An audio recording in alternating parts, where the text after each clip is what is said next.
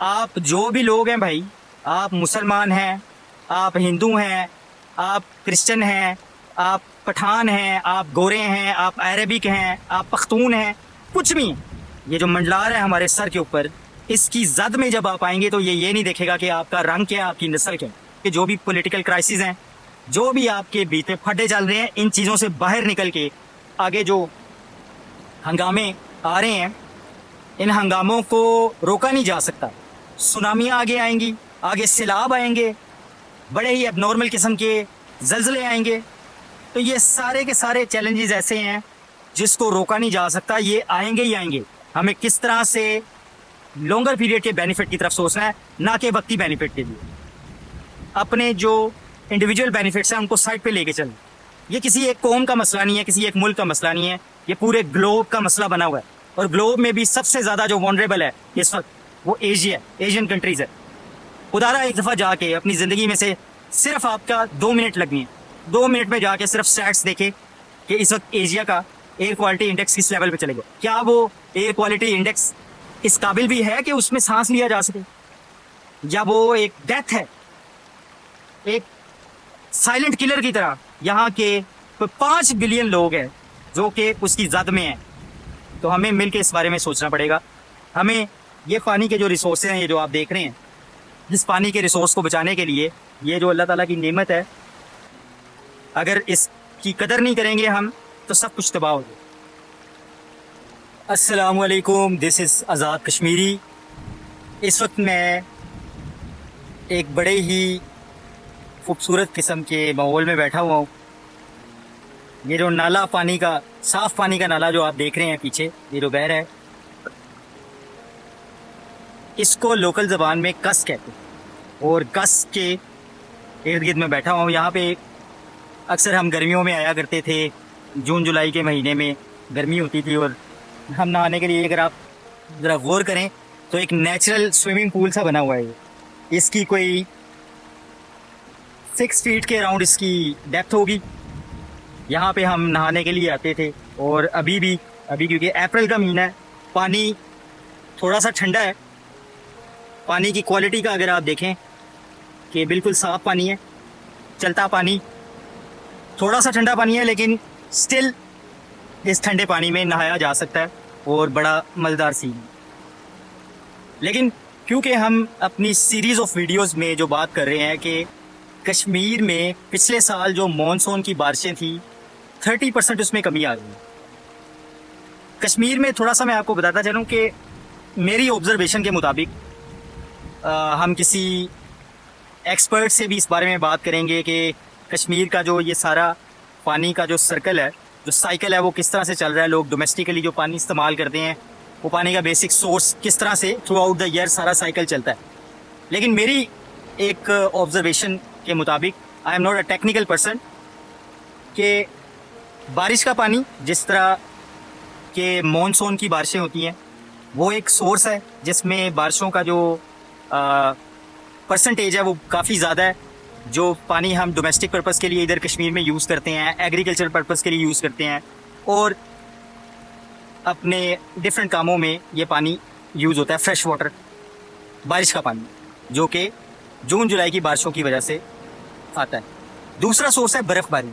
जो दिसंबर जनवरी के महीने में जो बर्फ़बारी होती है, तो हर पहाड़ के टॉप के ऊपर जो हायर पीक्स हैं, उसमें वो बर्फ़ जमा हो जाती है, जो कि 4 से 5 महीने as a water reservoir role play करती है। उसी में से थोड़ा थोड़ा पानी बहता रहता है, ठंडा पानी, और वो चश्मों की शक्ल में, छोटी छोटी नालियों की शक्ल में और कस की शक्ल में नीचे जो कॉलोनीज़ हैं, जो लोग रह रहे हैं, वो इन चश्मों से पानी पीते हैं और अपने डिफरेंट पर्पज़ के लिए उस पानी को इस्तेमाल करते हैं।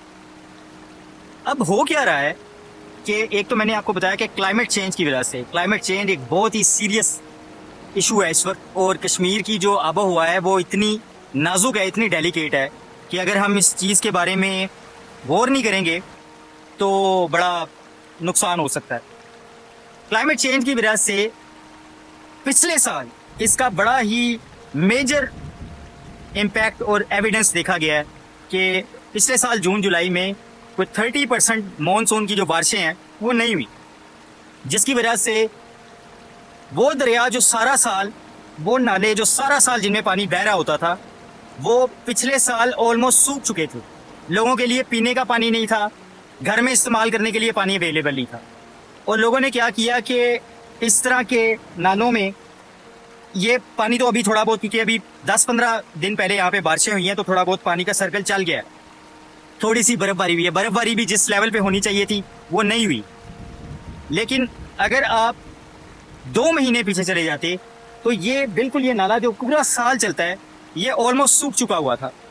और लोगों ने पंप के ज़रिए पानी को खींचने की कोशिश की कि इसी नालों में जो थोड़ा बहुत पानी है, इसी से पानी को अपलिफ्ट करके यूज़ कर लिया जाए। वो भी ख़त्म हो चुका था। ये बड़ी डेंजरस बात है। It's just a major sign कि आगे क्लाइमेट चेंज की वजह से जो इम्पैक्ट कश्मीर में पड़ेगा, और ना सिर्फ कश्मीर में बल्कि कश्मीर की वजह से जो आगे जो लैंड है, जो भी लोग इर्द गिर्द के गाँव में जो लोग बसते हैं, उन लोगों के ऊपर जो इस चीज़ का इम्पैक्ट आएगा वो बहुत बड़ा इम्पैक्ट हो सकता है। और ये कम से कम करोड़ों की तादाद में लोग हैं जो डायरेक्टली इस पानी से, दरियाए झेलम के पानी से, और ये कश्मीर के जो ग्लेशियर्स का पानी जो मेल्ट होता है, इसके साथ कनेक्टेड है। वो एग्रीकल्चर पर्पज़ के लिए यूज़ कर रहे हैं, डोमेस्टिक पर्पज़ के लिए इस पानी को यूज़ कर रहे हैं। और आप इमेजिन करें, आप लोग खुद समझदार हैं कि यार अगर पानी नहीं होगा तो क्या होगा। पानी नहीं है तो ज़िंदगी नहीं है। आप कुछ भी ज़िंदगी में काम कर रहे हैं, सब के सब काम बंद हो जाएंगे। तो ये बड़ी सीरियस कंसर्न है। ये कोई एक बंदे की ज़िंदगी का सवाल नहीं है, करोड़ों लोगों की ज़िंदगी का ताल्लुक है इस चीज़ से। और indirectly it is related to billions of people जो कि हमारे साउथ एशिया में मौजूद है। क्योंकि क्लाइमेट चेंज आएगी, ग्लेशियर्स मेल्ट होते जाएंगे, उसका जो इम्पैक्ट है वो एक कैस्केड ऑफ इवेंट्स की तरह वो चीज़ वो आपके सामने आएगी। कैस्केड ऑफ इवेंट का मतलब क्या है कि एक चीज़ स्टार्ट हुई है, उस चीज़ के स्टार्ट होने से चेंज ऑफ इवेंट्स होंगे जो कि बड़े डिजास्टर्स हो सकते हैं। जिस तरह के मैंने बताया कि पानी नहीं होगा तो ड्राउट आएगा, कहत आ जाएगा, फसलों को देने के लिए पानी नहीं है, पीने के लिए पानी नहीं है, बायोडाइवर्सिटी पे इसका बहुत बड़ा इम्पैक्ट आएगा। और जब बारिशें अगर होती हैं तो उनका जो पैटर्न है वो इतना अनप्रेडिक्टेबल हो चुका है कि फॉर एग्जांपल किसानों ने अगर ये सोचा हुआ था कि यार मैं मार्च अप्रैल के महीने में ये पर्टिकुलर टाइप की फसल लगाता हूँ क्योंकि बारिशें होंगी तो पानी मिल जाएगा, इस फसल के लिए इतना पानी रिक्वायर्ड है, तो वो एक्सपेक्ट कर रहा होता है मौसम से कि यार इतनी बारिशें होंगी, इस हिसाब से मैं ये वाली फसल लगा लेता हूँ तो मुझे इसका आउटपुट आएगा ही आएगा। वो जो प्रिडिक्टेबिलिटी थी वेदर की, अब वो प्रिडिक्टेबिलिटी नहीं रही। वेदर बड़ा ही अनप्रिडिक्टेबल हो चुका है। अगर आप लोगों को याद हो तो अभी 2 महीने पहले पंजाब में कुछ बारिशें हुई हैं और पंजाब के कुछ इलाकों में ओले पड़ गए। हिस्ट्री में कभी उन गाँवों में ओले नहीं पड़े, और उस ओले पड़ने की वजह से जो किसानों की जो गंदम की फसलें थी, फसलें तबाह हो गई। बहुत से किसानों की तरफ से ये टिकटॉक के ऊपर मैं रील्स देख रहा था कि उन्होंने वो कहा कि यार हमने जो फसलें लगाई हुई थी वो ये ओले पड़ने की वजह से, और ये जो अनप्रिडिक्टेबल जिसका हमने सोचा भी नहीं हुआ था, वो बारिशें होने की वजह से, बर्फबारी होने की वजह से हमारी फसलें तबाह हो। तो ये चीज़ अब हमें इसका सामना करना पड़ेगा। उसकी वजह ये है कि क्लाइमेट, जो मौसमियात हैं, जो सारी आबो हवा है, वो तब्दील होती जा रही है। अब इसका हल क्या है? हल ये है कि जो हमारी ट्रेडिशनल प्रैक्टिस थी एग्रीकल्चर, कि हम एक ही जगह के ऊपर एक ख़ास किस्म की फसल लगा लेते थे, मतलब एक बड़ी जगह के ऊपर हमने गंदम लगा दी या चावल लगा दिया, और हमने ये सोचना कि बस हमने इस साल गंदम और चावल की फसल लगानी है और उससे पैसे कमाने। इस सोच को थोड़ा सा तब्दील करना पड़ेगा। ये जो ट्रेडिशनल वे ऑफ एग्रीकल्चर था, इसको कहते हैं मोनोकल्चर फार्मिंग, के आप अपनी एक पर्टिकुलर पीस ऑफ लैंड में एक खास किस्म की फसल लगा दें। अब हमें मोनोकल्चर फार्मिंग के बजाय पॉलीकल्चर फार्मिंग की तरफ आना पड़ेगा। बजाय इसके कि हम एक जगह पर एक ही फसल लगाएं, उसकी जगह हमें मल्टीपल क्रॉपिंग्स करनी पड़ेंगी। मल्टीपल क्रॉपिंग से फ़ायदा क्या होगा? एक फ़ायदा तो हमें ये होगा कि जो क्लाइमेट चेंज हो रही है, मौसमियाती जो तब्दीली आ रही है, वो अगर किसी एक पर्टिकुलर फसल को नुकसान पहुंचाती भी है तो बाकी जो फसलें हैं वो उसमें सर्वाइव कर सकें। एक तो ये बात है। दूसरी ये बात है कि मल्टीपल क्रॉपिंग से एक लैंड के ऊपर आप बायोडाइवर्सिटी को बढ़ा सकते हैं। जो वहाँ की जो लैंड है, वहाँ पे आप मल्टीपल जिंदगी को ये अपॉर्चुनिटी दे रहे हैं कि वो वहाँ पे आए और एक इकोसिस्टम को डेवलप करें। मल्टीपल क्रॉपिंग में सिर्फ फसलें नहीं आती, जो पॉलीकल्चर की मैं बात कर रहा हूँ, पॉलीकल्चर फार्मिंग की, उसके अंदर आपने वो पूरा एक प्लानिंग है, जिस प्लानिंग के तहत आपने दरख्त भी लगाने हैं, आपने श्रब्स भी लगानी है, और आपने कुछ फसलें भी लगानी है, आपने फलों के वो भी लगाने हैं, उसके साथ आपने कुछ जानवर भी इनकॉर्पोरेट करने हैं, उसके साथ आपने कुछ फूल भी लगाने हैं जिससे पॉलिनेशन हो सके। मतलब आपने जो अभी इस जिस नहज के ऊपर हम आ चुके हैं, खास तौर पे हमारा एशिया जिस नहज के ऊपर आ चुका है, क्लाइमेट चेंज के बिग चैलेंज के ऊपर आ चुका है, हमें पॉलीकल्चर फार्मिंग की तरफ आना चाहिए और इकोसिस्टम, सस्टेनेबल इकोसिस्टम डेवलपमेंट की प्रैक्टिस की तरफ आना चाहिए, जहाँ पे हम हमारा फोकस ये हो कि हम किसी एक फसल से फायदा ना उठा रहे हों, बल्कि सस्टेनेबल इकोसिस्टम को डेवलप करने की प्रैक्टिस की तरफ हम आ रहे हैं, जहाँ पे हम ज़्यादा से ज़्यादा परिंदों को, जानवरों की हेल्थ को और पूरे माहौल की हेल्थ को, और अल्टीमेटली जो हमारी ज़मीन है, सॉइल है, उसकी हेल्थ को हम मेक श्योर कर सकें कि सॉइल की हेल्थ को हम कैसे मेक श्योर करेंगे, उसकी फर्टिलिटी को कैसे मेक श्योर करेंगे। जब एक ज़मीन के ऊपर एक ख़ास किस्म की फसल हम लगा रहे होते हैं तो वो फसल एक ख़ास किस्म की नमकियात ज़मीन से वो लेना शुरू होती है, जिसकी वजह से ज़मीन में नमकियात की कमी हो जाती है। तो सॉइल की हेल्थ को लॉन्गर पीरियड के लिए मेंटेन रखना, इकोसिस्टम की सस्टेनेबिलिटी के लिए हमें पॉलीकल्चर फार्मिंग की तरफ आना पड़ेगा। हमें इस बात को बड़ा ही सीरियसली देखना पड़ेगा कि हमें कश्मीर जैसी लैंड और पूरे एशिया में इस जैसी जो भी लैंड है, और एशिया में बहुत सी ऐसी लैंड्स हैं जो कि डेजर्टेड लैंड हो चुकी हैं, वहाँ पे दरख्तों की तादाद बहुत कम है। हमें ज़्यादा से ज़्यादा दरख्त लगाने पड़ेंगे। ग्लोबल वार्मिंग का जो इशू है उससे फाइट करने के लिए वो सारे सोर्सेज जो कि ग्लोबल वार्मिंग करने वाली गैसेस का सोर्स बनती है, उसको मिटिगेट करना पड़ेगा, उसको नलीफाई करना पड़ेगा। कार्बन डाइऑक्साइड से हमें जान छुड़ानी पड़ेगी, ट्रैफिक को हमें कम करना पड़ेगा, इको फ्रेंडली ट्रैफिक की तरफ आना पड़ेगा, और ग्रीन एनर्जी प्लान्स की तरफ हमें आना पड़ेगा कि जिससे हमारे प्रोसेस का जो कार्बन फुटप्रिंट्स हैं उसको हम किस तरह से कम कर सकते हैं और ग्रीन इकोनॉमी प्रैक्टिसेस की तरफ आ सकते हैं।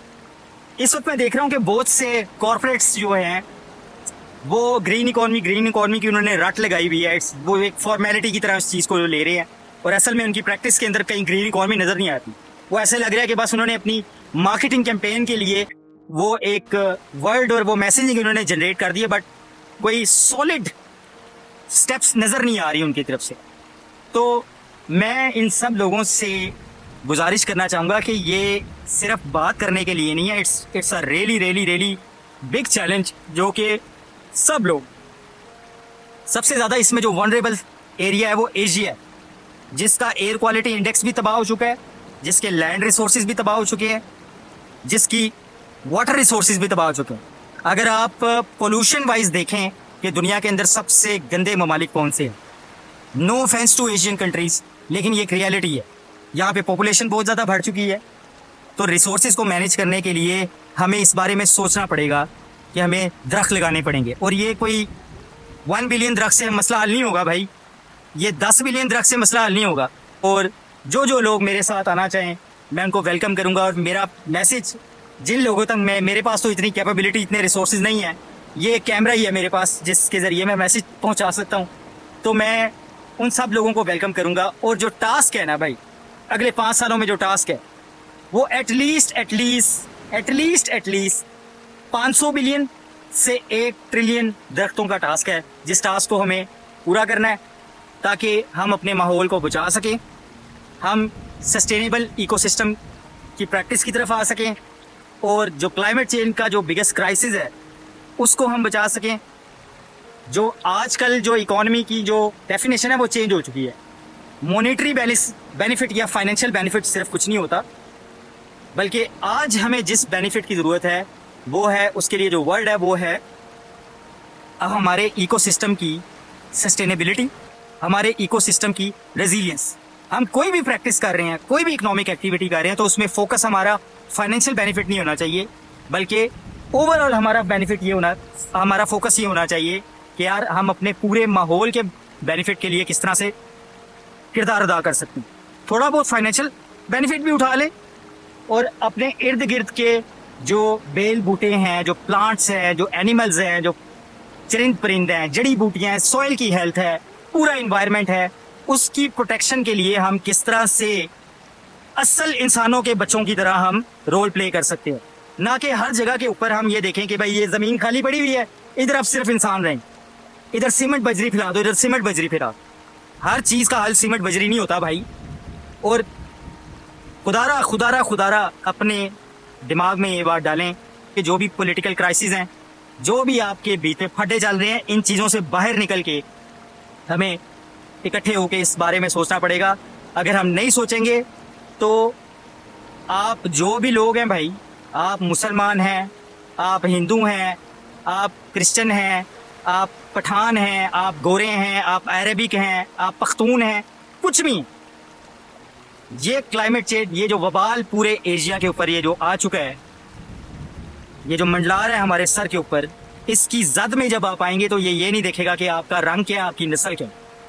इसके लिए आपको थैंकफुल होना पड़ेगा इस नेचर के लिए। और नेचर जो चाह रही है, नेचर के जो पैटर्न्स हैं, नेचर जो विजडम आपको बता रही है कि किस तरह से आपने इस इकोसिस्टम को डेवलप करना है।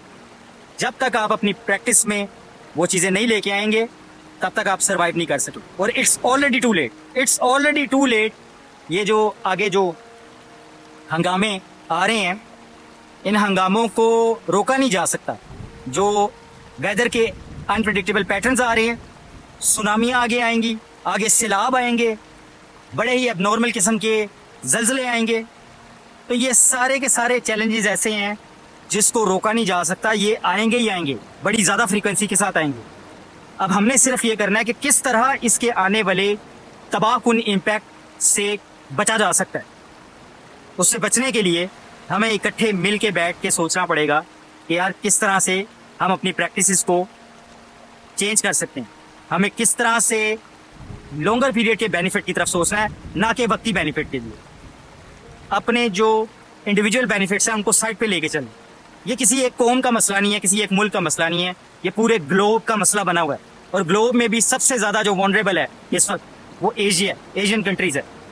खुदारा एक दफ़ा जाके अपनी ज़िंदगी में से सिर्फ आपका 2 मिनट लगनी है, 2 मिनट में जाके सिर्फ स्टैट्स देखे कि इस वक्त एशिया का एयर क्वालिटी इंडेक्स किस लेवल पे चलेगा। क्या वो एयर क्वालिटी इंडेक्स इस काबिल भी है कि उसमें सांस लिया जा सके, या वो एक डेथ है, एक साइलेंट किलर की तरह। यहाँ के 5 बिलियन लोग हैं जो कि उसकी जद में हैं।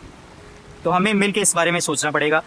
हमें ये पानी के जो रिसोर्सेज हैं, ये जो आप देख रहे हैं, इस पानी के रिसोर्स को बचाने के लिए, ये जो अल्लाह ताला की नेमत है, अगर इसकी कदर नहीं करेंगे हम तो सब कुछ तबाह हो जाए।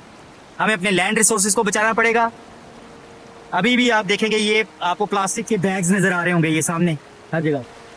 इस प्लास्टिक से जान छुड़ानी पड़ेगी भाई, गन से जान छुड़ानी पड़ेगी। मुझे कुछ नहीं पता, मेरी कोई बात नहीं है, आई एम नोबडी। मैं एक बंदा हूँ, आज हूँ कल नहीं, लेकिन 5 बिलियन लोगों की ज़िंदगी मैटर करती है। जो बात मैं करना चाह रहा हूँ शायद मैं सही तरीके से आपको बता नहीं पाया, मैं कोई टेक्निकल बंदा नहीं हूँ, मेरे दिल की बात थी। मैं बड़ा खौफज़दा हो जाता हूँ, एक दिमाग में चीज़ें चलती हैं, वो आप जब चीज़ों को देख रहे होते हैं तो वो तंग कर रही होती हैं चीज़ें। तो एक फ्रस्ट्रेशन है, जो फ्रस्ट्रेशन मैंने अपनी आपके साथ शेयर कर दी है। आई डोंट नो कि मैंने कहाँ तक बात ठीक की। अगर इसमें किसी को कोई पर्सनल किसी के ऊपर अटैक हो गया तो मैं उसके लिए माज़रत था। पर्पस किसी के ऊपर पर्सनल अटैक करना नहीं है, लेकिन क्योंकि मैं खुद इसी इलाके में, इसी इंडो पाकिस्तान की ब्लड लाइन है मेरी, हम लोगों को जब तक झंझोड़ के कोई बात ना की जाए, हमारे पल्ले, हमारे दिमागों में बात नहीं पड़ती। तो जब तक वो लड़ाई वाले स्टाइल में बात ना की जाए, हंगामा ना क्रिएट किया जाए, तो हम सीरियस नहीं लेते, हम ईजी होके बैठे हो। तो मेरा पर्पस किसी को कोई पर्सनल अटैक करना नहीं है, सिर्फ और सिर्फ इस बात के ऊपर जगाना है कि यार जाग जाएं, जाग जाएं, जाग जाएं। ये छोटे छोटे बेनिफिट, अपने बेनिफिट से हट के ओवरऑल लोगों के, हम क्योंकि हम लोगों ने ही रहना है इस जगह पे, तो इसको लॉन्गर पीरियड के लिए रहने के काबिल बनाया जाए और अपने माहौल को बचाया जाए। अदरवाइज ये सब कुछ तबाह हो जाए। आई होप कि मेरी जो बात है वो आप लोगों तक पहुंचेगी, जिन लोगों तक पहुंचेगी, और इसमें कुछ जो बातें जो काम की बातें हैं वो आप लोग कमेंट में मुझे बता सकते हैं। कि मुझे किन चीज़ों के ऊपर बात करनी चाहिए, और मैं आप लोगों को भी वेलकम करता हूँ कि हम जूम के सेशंस में और डिफरेंट किसी भी सोर्स के ज़रिए टेक्निकल लोग जो भी हैं वो मेरे साथ ऑन बोर्ड में आएँ और हम इस चीज़ को, इस मैसेजिंग को जितना आगे फैला सकते हैं वो फैलाएंगे, और ख़ुद भी प्रैक्टिकली जो हमारी कैपेसिटी है आम लोगों की, हम आम लोगों की, जो किसी भी इलाके की जो गवर्नमेंट्स होती हैं या जो स्टेट होती है, वो एक सर्टेन लेवल के ऊपर एंटरटेन कर सकती हैं। तो गवर्नमेंट को डिक्टेट करना, उनको बताना चाहिए, उनको प्रेशराइज भी करना चाहिए कि यार ये चीज़ इस तरह से होनी चाहिए, क्योंकि आपके ही चुने हुए लोग होते हैं वो। लेकिन इतनी एक्सपेक्टेशन रखने की ज़रूरत नहीं है, ना ही इस आपका बिहेवियर ये होना चाहिए कि आप हर चीज़ ही अपनी स्टेट और गवर्नमेंट के ऊपर छोड़ दें। ऐसे नहीं होता। हर बंदे को खुद अपनी जिम्मेदारी लेनी पड़ेगी, और जब आप हर बंदा खुद इस चीज़ की तरफ बढ़ेगा तो आई गेस कोई ना कोई पॉजिटिव चेंज, कोई ना कोई पॉजिटिव स्टेप हम ले सकेंगे। अपना बहुत बहुत ख्याल रखिएगा। अल्लाह हाफिज़।